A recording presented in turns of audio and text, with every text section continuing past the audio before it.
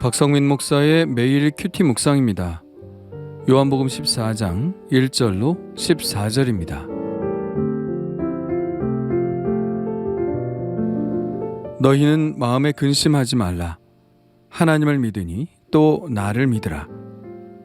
내 아버지 집에 거할 곳이 많도다. 그렇지 않으면 너희에게 일렀으리라. 내가 너희를 위하여 거처를 예비하러 가노니 가서 너희를 위하여 거처를 예비하면 내가 다시 와서 너희를 내게로 영접하여 나 있는 곳에 너희도 있게 하리라. 내가 어디로 가는지 그 길을 너희가 아느니라. 도마가 이르되 주여 주께서 어디로 가시는지 우리가 알지 못하거늘 그 길을 어찌 알겠사옵나이까. 예수께서 이르시되 내가 곧 길이요 진리요 생명이니 나로 말미암지 않고는 아버지께로 올 자가 없느니라. 너희가 나를 알았더라면 내 아버지도 알았으리로다. 이제부터는 너희가 그를 알았고 또 보았느니라. 빌립이 이르되 주여 아버지를 우리에게 보여주옵소서. 그리하면 족하겠나이다. 예수께서 이르시되 빌립아 내가 이렇게 오래 너희와 함께 있으되 네가 나를 알지 못하느냐? 나를 본 자는 아버지를 보았거늘 어찌하여 아버지를 보이라 하느냐? 내가 아버지 안에 거하고 아버지는 내 안에 계신 것을 내가 믿지 아니하느냐?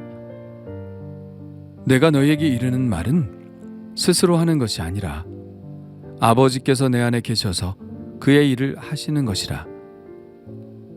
내가 아버지 안에 거하고 아버지께서 내 안에 계심을 믿으라.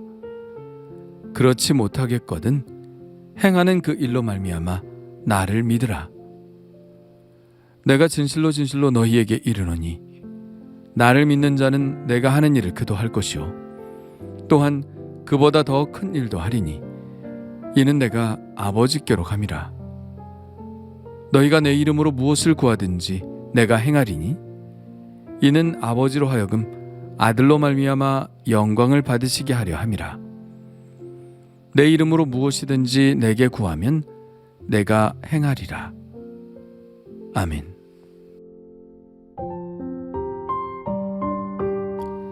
제자들의 근심은 아마도 33절의 말씀 때문일 겁니다. 작은 자들아 내가 아직 잠시 너희와 함께 있겠노라. 너희가 나를 찾을 것이나 일찍이 내가 유대인들에게 너희는 내가 가는 곳에 올 수 없다고 말한 것과 같이 지금 너희에게도 이르노라. 예수님은 제자들이 찾지 못하는 곳으로 가시겠다고 말씀하고 계시죠. 이 말씀은 이미 유대인들에게 몇 번 하셨던 말씀입니다. 7장에서 이렇게 말씀하셨죠. 내가 너희와 함께 조금 더 있다가 나를 보내신 이에게로 돌아가겠노라. 너희가 나를 찾아도 만나지 못할 터이요 나 있는 곳에 오지도 못하리라. 그러자 그들은 이 말이 무슨 말이냐? 헬라인을 가르칠 것인가? 이렇게 반응하죠. 8장에서도 한 번 더 말씀하시는데요. 내가 가리니 너희가 나를 찾다가 너희 죄 가운데서 죽겠고 내가 가는 곳에는 너희가 오지 못하리라. 그러자 유대인들은 이번에는 그가 자결하려는가 이런 반응을 보였습니다. 예수님이 유대인들에게 이 말씀을 하실 때 제자들은 어떤 생각을 했을까요? 별 생각이 없었던 것 같습니다. 무슨 비유를 하시나 보다 하고 생각했겠죠. 그러나 이번에는 좀 다릅니다. 제자들만 있을 때 이 말씀을 하셨으니 제자들은 다른 때보다 이 말씀을 주의 깊게 들었을 것이고 좀 더 심각하게 생각했을 것입니다. 그래서 베드로가 주여 어디로 가시나이까 하고 처음으로 반응을 보인 것 아니겠습니까? 예수님은 베드로에게 좀 더 알쏭달쏭한 말씀을 하시죠. 내가 가는 곳에 내가 지금은 따라올 수 없으나 후에는 따라오리라. 제자들도 따라올 수 없는 곳으로 가시겠다는 예수님의 말씀에 제자들은 근심하지 않을 수 없었겠죠. 예수님이 자신들의 곁을 떠나실지도 모른다는 불안은 그들을 근심하게 했고, 이 근심은 예수님에 대한 믿음을 위협할 수 있는 것이었습니다. 이미 한 제자는 예수님께 대한 믿음을 철회하고 자신의 길을 갔죠. 이 의심과 불안이 다른 제자들에게 없으란 법은 없습니다. 그래서 예수님은 그들의 근심과 불안을 잠재우시며 이렇게 말씀하셨습니다. 너희는 마음에 근심하지 말라. 하나님을 믿으니 또 나를 믿으라. 그러고 나서 예수님이 가시는 곳과 가시는 목적, 그리고 다시 오실 것에 대한 약속도 해주십니다. 내 아버지 집에 거할 곳이 많도다. 그렇지 않으면 너희에게 일렀으리라. 내가 너희를 위하여 거처를 예비하러 가노니 가서 너희를 위하여 거처를 예비하면 내가 다시 와서 너희를 내게로 영접하여 나 있는 곳에 너희도 있게 하리라. 예수님이 가시는 목적지는 아버지의 집입니다. 그리고 가시는 목적은 믿는 자들을 아버지와 함께 종말론적인 교제 가운데로 초청하시기 위해서입니다. 거처를 예비하신다는 것은 하나님의 나라에 무슨 집을 짓기 위해 가시는 것이 아닙니다. 예수님은 그곳에서 구원을 위해 일하실 것입니다. 하나님 보좌 우편에서 세상 모든 사람들이 구원을 얻도록 지상의 교회와 함께 사역하실 것입니다. 예수님이 거처를 예비하신다는 말씀은 하나님과의 교제할 사람들을 모으신다는 말씀입니다. 구원받을 사람들을 늘려 가신다는 것이죠. 그리고 마지막 날 다시 오셔서 최종적인 하나님의 나라로 우리를 초청하실 것입니다. 바울은 이 일이 일어날 것에 대해 이렇게 말씀하고 있죠. 주께서 호령과 천사장의 소리와 하나님의 나팔 소리로 친히 하늘로부터 강림하시리니 그리스도 안에서 죽은 자들이 먼저 일어나고 그 후에 우리 살아남은 자들도 그들과 함께 구름 속으로 끌어올려 공중에서 주를 영접하게 하시리니 그리하여 우리가 항상 주와 함께 있으리라. 예수님은 또 이렇게 말씀하십니다. 내가 어디로 가는지 그 길을 너희가 아느니라. 어디로 가는지는 목적지를 말한다면 그 길은 방법을 말합니다. 그 목적지에 도달하는 방법이죠. 그 길을 제자들이 알 것이라고 말씀하는데요. 과연 제자들이 그 길을 알까요? 아마도 모르는 것 같습니다. 그래서 도마는 이렇게 묻죠. 주여, 주께서 어디로 가시는지 우리가 알지 못하거늘 그 길을 어찌 알겠사옵나이까? 솔직한 답변이죠. 그러자 예수님은 우리에게 매우 잘 알려진 말씀을 하십니다. 예수께서 이르시되 내가 곧 길이요 진리요 생명이니 나로 말미암지 않고는 아버지께로 올 자가 없느니라. 앞서 예수님은 이 말씀과 매우 유사한 말씀을 하신 적이 있죠. 마르다에게 하신 말씀입니다. 예수께서 이르시되 나는 부활이요 생명이니 나를 믿는 자는 죽어도 살겠고 무릇 살아서 나를 믿는 자는 영원히 죽지 아니하리니. 예수님께서 부활이요 생명이시기 때문에 예수님을 믿을 때, 예수님 영접할 때 그 부활이요 생명이 내 안에서 일어난다는 뜻이었죠. 오늘 말씀도 마찬가지입니다.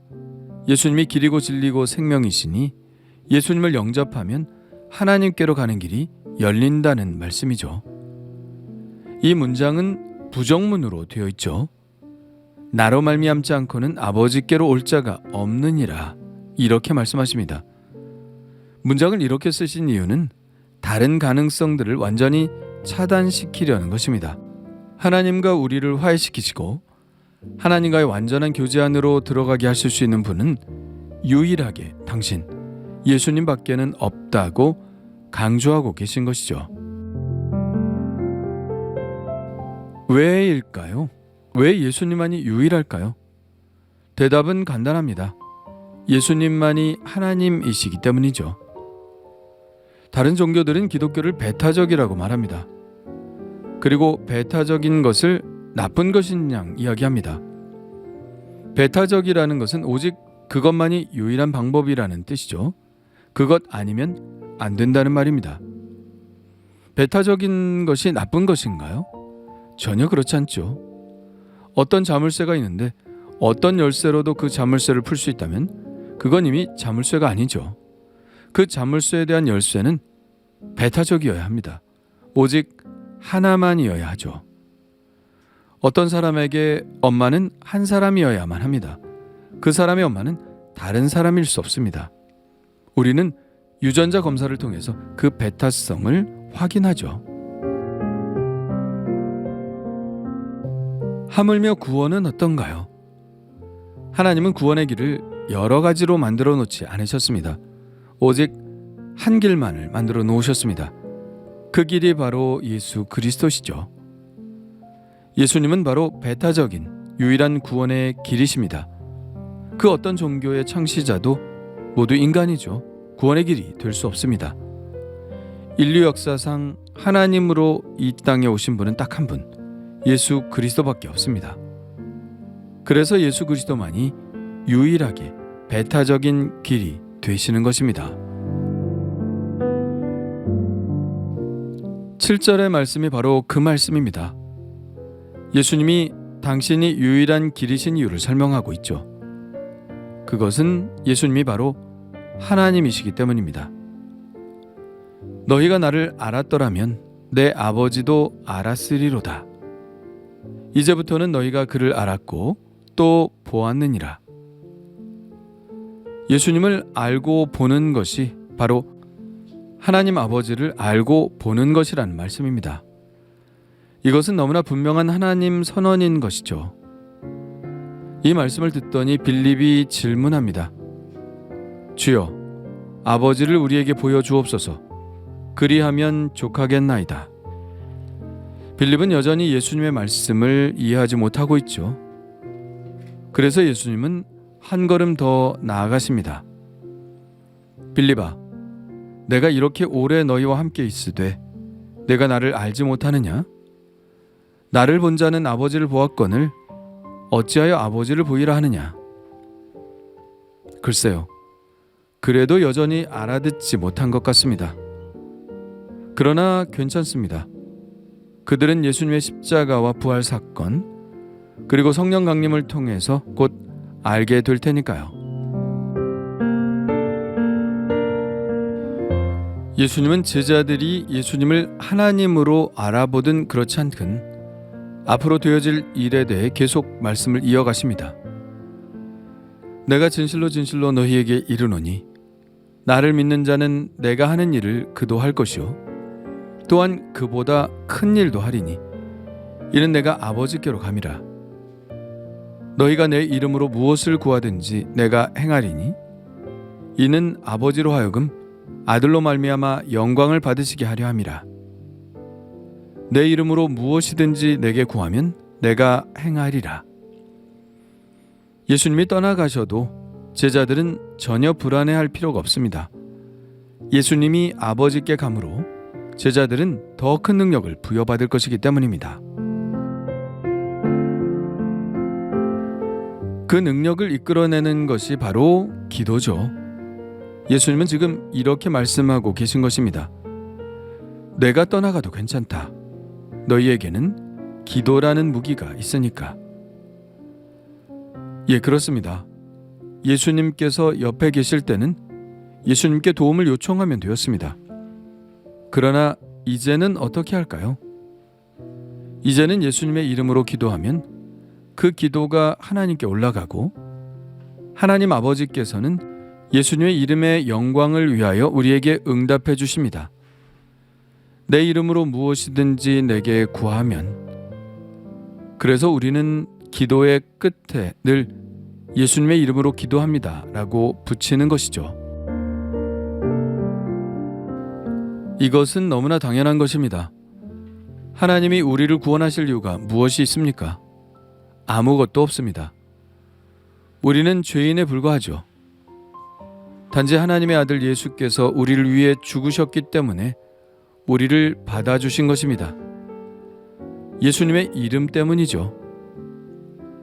또한 하나님이 우리의 기도를 들어주셔야 할 이유가 무엇입니까? 우리가 하나님 앞에 어떤 좋은 일을 했나요? 아무것도 없습니다. 그러므로 우리의 기도를 들어주실 이유가 전혀 없죠. 있다면 한 가지, 예수님의 이름 때문입니다.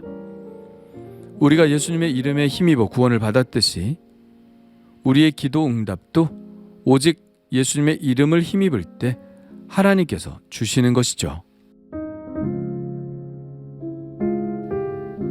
그러니 우리가 예수를 믿는다는 것이 얼마나 놀라운 일인가요? 예수님을 믿음으로 부활이요 생명이 우리 안에, 예수님을 믿음으로 하나님께 나아가는 길이 우리 앞에, 예수님을 믿음으로 기도응답이 우리의 삶에 있으니 우리는 얼마나 예수님을 의지하며 살아야 할까요? 오직 예수님만 의지해야 합니다. 오직 예수님만 붙들어야 합니다. 나는 없고 예수님만 있는 것, 그것이 예수님을 믿는다는 것이고 그것이 능력 있는 삶을 사는 비결입니다. 주님 감사합니다. 예수님이 하나님이심을 믿게 하시고 영접하여 구원받게 하시니 감사합니다. 예수님만이 하나님께로 가는 유일한 길임을 믿고 그 길 위에 서 있게 하심을 감사합니다. 예수님보다 더 큰 일을 할 수 있다고 말씀하신 이 말씀이 저의 삶에 이루어지기를 원합니다. 그저 제 안에 계신 예수님께 순종하게 하시고 예수님의 이름으로 구하는 삶을 살게 하여 주옵소서. 그래서 예수님으로 인하여 많은 열매를 맺게 하여 주옵소서. 예수님의 이름으로 기도합니다. 아멘.